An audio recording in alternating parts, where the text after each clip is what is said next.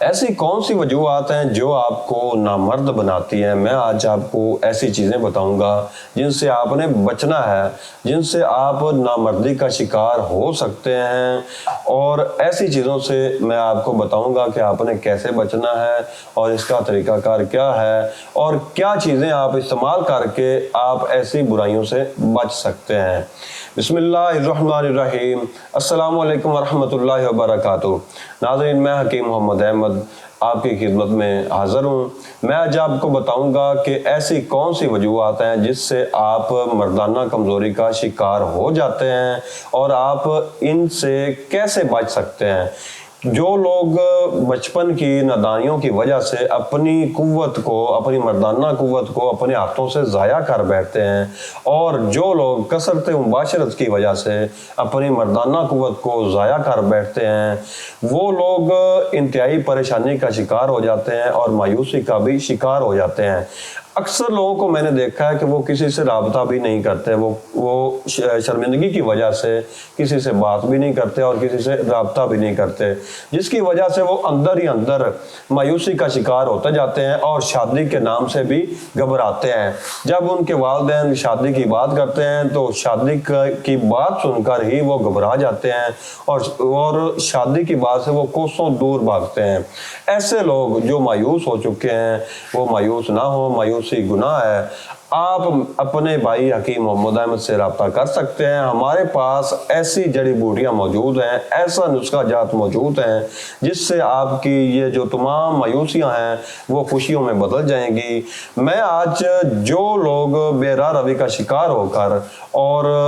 جو کثرت مباشرت کا شکار ہو کر اور بچپن کی نادانیوں کا شکار ہو کر، ان کو سب سے پہلے تو میں کہوں گا کہ اگر وہ اپنی عادات کو چھوڑ نہیں رہے، سب سے پہلے میں کہوں گا کہ وہ اپنی عادات کو چھوڑیں۔ اگر آپ بے راہ روی کا شکار ہو چکے ہیں تو آپ کو ان کی وجوہات پر نظر رکھنی چاہیے۔ بے راہ روی کی جو وجوہات ہیں جن کی وجہ سے یہ مسائل پیدا ہوتے ہیں، جو کہ مردانہ کمزوری کا مسئلہ ہو جاتا ہے اور ان جیسی جو بھی عوارضات پیدا ہو جاتی ہیں، تو سب سے پہلے جو ان کی وجوہات ہیں میں وہ آپ کو بتاتا چلوں کہ غلط سوسائٹی جو ہے، گرم اشیاء کا بے جا استعمال ہے، اور اس کے علاوہ غلط موویز جو ہیں ان کا دیکھنا اسی تمام سلسلے کی ایک کڑی ہے۔ اگر آپ غلط سوسائٹی کا شکار ہیں، غلط لوگوں کی صحبت میں بیٹھتے ہیں، تو ان کی باتیں سن کر، ان کی جو ہے وہ بتائے ہوئے راستے پر آپ چل کر کسی بے راہ روی کا شکار ہو جاتے ہیں، مثلا مشت زنی کا شکار ہو جاتے ہیں، کثرت مباشرت کا شکار ہو جاتے ہیں۔ اور اگر آپ غلط موویز دیکھتے ہیں جن کے دیکھنے کی وجہ سے آپ کے دماغ پر ایک انتہائی منفی اثر پڑتا ہے اور جس کا اثر آپ کے تمام وجود پر بھی پڑتا ہے۔ اس کے علاوہ جو گرم اشیاء ہیں، گرم اشیاء کے بے جا استعمال سے، مثلا کہ برائلر آج کل ہر بندہ بڑی بے تکے انداز میں کھا رہا ہے، بے تحاشا کھایا جا رہا ہے، اور فاسٹ فوڈ جو ہیں، برگر شاورما وغیرہ، ان جیسی جو اشیاء ہیں یہ جسم کے جو ہے صرف گرم کرتی ہیں، اس کے علاوہ اس میں کوئی غذائیت نہیں ہوتی، اس میں کوئی فائدہ نہیں ہوتا، یہ صرف پیٹ بھرتی ہیں یا جسم کو گرم کرتی ہیں، جس سے آپ کو یہ جو مردانہ امراض کی ہیں، جو قطروں کا آنا، جریان اطلام وغیرہ کا ہو جانا، ان جیسی امراض میں آپ مبتلا ہو جاتے ہیں۔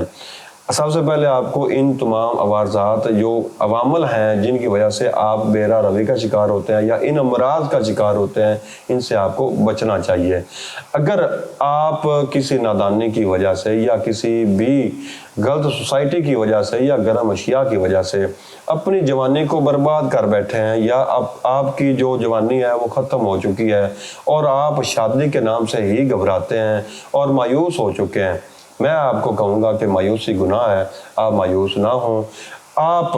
ہمارے بتائے ہوئے اس نسخہ کو استعمال کریں، انشاءاللہ آپ ہمیں دعائیں دیں گے۔ اگر آپ کی جو جوانی جو ضائع ہو چکی ہے، اس سے انشاءاللہ آپ کو وہ جوانی بحال ہو جائے گی اور آپ ہمیں دعائیں دیں گے۔ نسخہ نوٹ فرما لیں: سالب مصری، سالب پنجہ، موسلی سفید، موسلی سیاہ، حب الظلم، چھلکا اسبگول انڈیا والا، اور ان تمام ادویات کا جو آپ نے وزن لینا ہے وہ 50-50 گرام لینا ہے۔ مصری کوزہ کو آپ نے دگنا لینا ہے، یعنی کہ 100 گرام لینا ہے۔ اس تمام نسخہ کو آپ نے سب سے پہلے یہ دیکھنا ہے کہ چیزوں کی کوالٹی پر آپ نے کمپرومائز نہیں کرنا، چیزیں اچھی لینی ہے اور چیک کر کے لینی ہے۔ ان تمام چیزوں کو آپ نے خود ہی گھر میں باریک کرنا ہے، باریک کر کے اس کا جو صفوف ہوگا یہ آپ صبح اور شام کے وقت ایک ایک چمچ دودھ کے ساتھ استعمال کریں۔ اس سے انشاءاللہ آپ کی جو کھوئی ہوئی جوانی ہے وہ انشاءاللہ بحال ہو جائے گی اور آپ مایوسیوں سے روشنیوں کی طرف آ جائیں گے، اور انشاءاللہ آپ خود ہی بولیں گے کہ اب ہماری شادی کر دو۔ تو اگر آپ کو میری یہ ویڈیو پسند آئی ہو تو لائک بھی کیجیے گا اور شیئر بھی کیجیے گا تاکہ زیادہ سے زیادہ لوگ مستفید ہو سکیں۔ دعاؤں میں یاد رکھیے گا۔ اب تک کے لیے اتنا ہی، اللہ حافظ۔